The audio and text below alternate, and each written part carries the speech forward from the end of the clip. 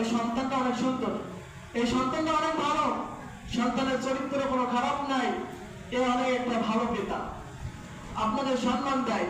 কিন্তু আপনি হলো আপনার সন্তানের চাকরি নিয়ে ভাবেন। বিসিএস ক্যাডার পড়াইতেছেন, সেই সন্তান এসে আপনাকে ঘর থেকে বাইরে করে দিতেছে। বিসিএস ক্যাডার পড়াইতেছেন, আজকে দেখেন সমাজে যত স্কুল আছে, হাই স্কুলের ছাত্র ছাত্রী, তাদের গায়ে যখন শিক্ষক যখন তাদের গায়ে একটা থাপ্পড় মারে অথবা লাঠি দিয়ে যখন একটা বাড়ি মারে, যখন একটু পিটাই, তখন শিক্ষকের উপর দিয়ে কথা বলে, হ্যাঁ তুই আমাকে মারলে, আজকে তুই আমার বাড়ির সামনে দিয়ে যাস, তুই তো আমার রাস্তার সামনে দিয়ে যাস, তখন তোর দেখবো। আর বলে কিনা বলেন?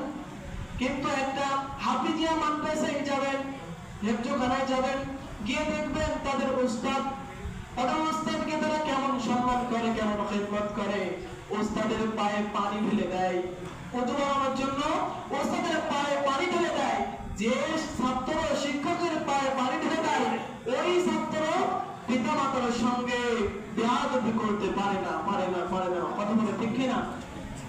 তাহলে আপনার সন্তানকে হেফজখানায় পড়ার দরকার নাই, পড়ানোর দরকার নাই, কিন্তু আপনি তাকে দ্বীনের জ্ঞানটুকু দেন, আপনি তাকে কোরআনের জ্ঞানটা তাকে শেখান, যেটুকু নিয়ে সে দিনে চলতে পারবে দুনিয়া থেকে, সেটুকু আপনি তাকে শেখান।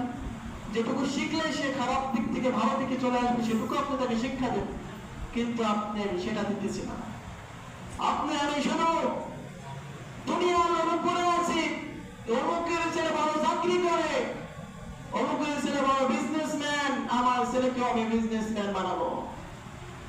অমুকের ছেলে বিসিএস ক্যাডার হইতেছে, অমুকের ছেলে আর্মি হইতেছে, পুলিশ হইতেছে, র্যাব হইতেছে, আমার সন্তানকে আমি পুলিশ বানাবো।